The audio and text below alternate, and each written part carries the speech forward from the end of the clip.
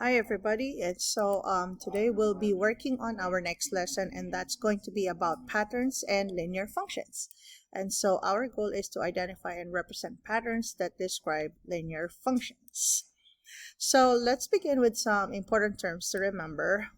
We have two types of variable. We have what we call as the dependent variable and the independent variable. Now, whenever we have two quantities, when we talk about the dependent variable, from the keyword itself, it depends, all right?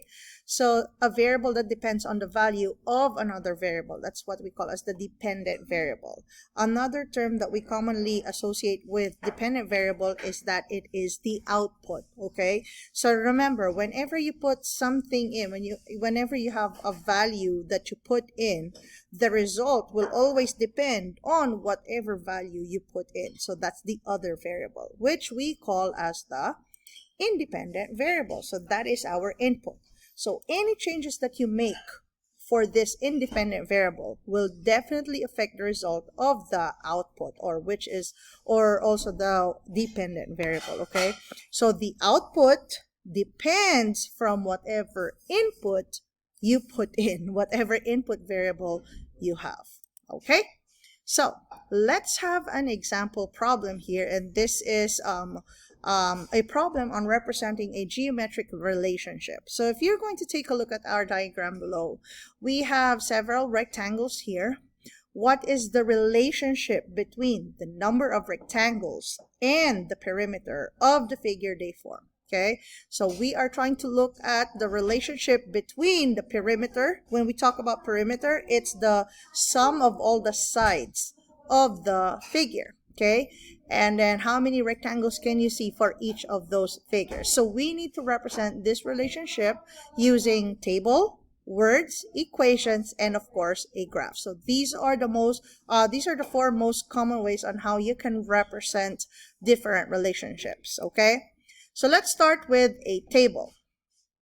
So first and foremost, let's identify the number of rectangles. Now in this case, our x value, x will always be our independent variable. X is always the input, okay? So let me put it here. This is your input. This is your independent variable.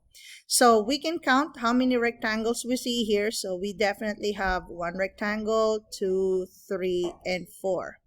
So now the perimeter, okay, is now our dependent variable. This is the output. Why?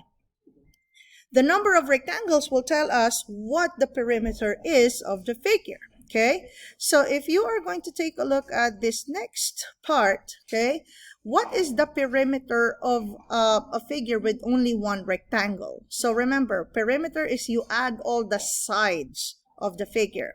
So you will have, how many ones do you see in this rectangle? There are 2 ones, okay? And then there are 2 6s all the time, okay? So the perimeter y, okay, is always equal to 2 times 6, okay? That's always 6. And then there's gonna be 2 of the 1s, okay, plus 2 times 1. And so if you look at this, evaluating this value, 2 times 6 is 12, plus 2 times 1, which is 2. So 12 plus 2, that's going to be a 14.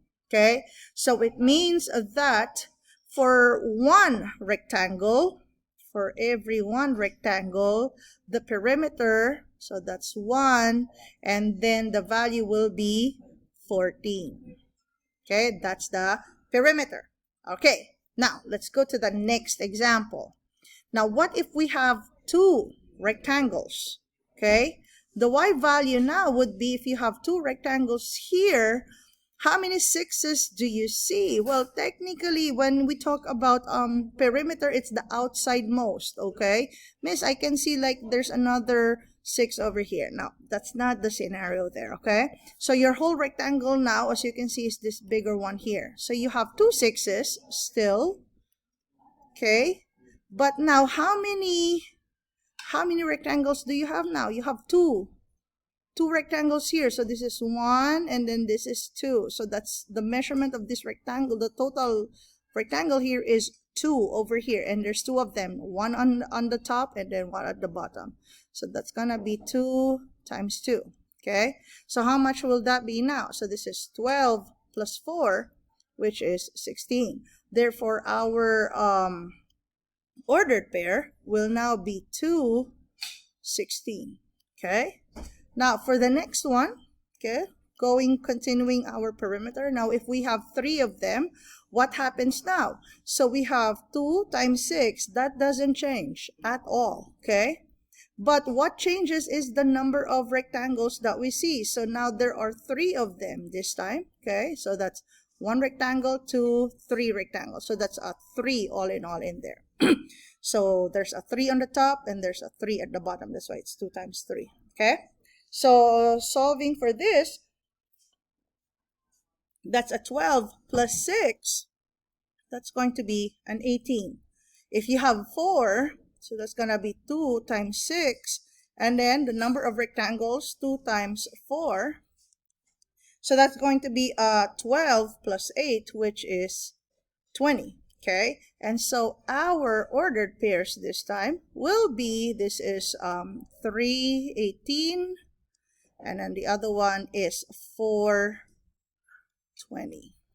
Okay, so that is how our ordered pairs would look like. So this is the table form of our relationship. Now, how will it look like if we have it in graph? Okay, so remember our x value, our independent variable, will be over here at the bottom. So let me just get this. This is our x. This is the number of rectangles. Okay, number of rectangles. Okay, and we have this is 0, this is 0, 1, 2, 3, 4, 5. Okay, and then our y value in this case is going to be the perimeter. Okay, so our y, where's my cursor? Sorry, I keep on missing it. So this is y, and this is your perimeter.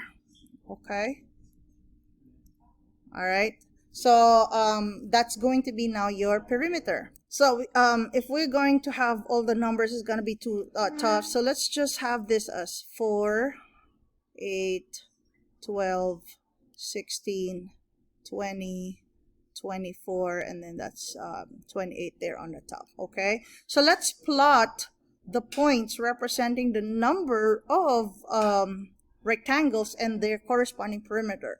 So if you have 1 rectangle, okay, for every 1 rectangle, the perimeter is at 14. So it's going to be somewhere over here. Okay, and then let me get that back over here again. So that's 1 and 14. And then you have 2 and 16. So you have a perimeter here. Oops, sorry. That one. There's another point here. Another point here. It should be a solid dot. For 3, there should be 18. So it's going to be over here. And then for 4 rectangles, you have a perimeter of 20. So that's the representation of your, oops, sorry, I don't know why it keeps on missing that. So that's the representation of your number of rectangles and their corresponding perimeters in graph form. So how does it look like now in words? And then the last one would be as equation. So in words, I think it's a lot easier for us to write the equation first. Sorry, my bad.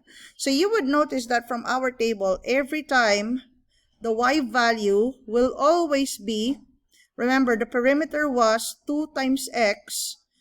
So you always have that 2 times the 6, okay, plus 2 times the number of rectangles. That's how we were getting the value of the output, okay? And what is 2 times 6? All throughout, you have the 12.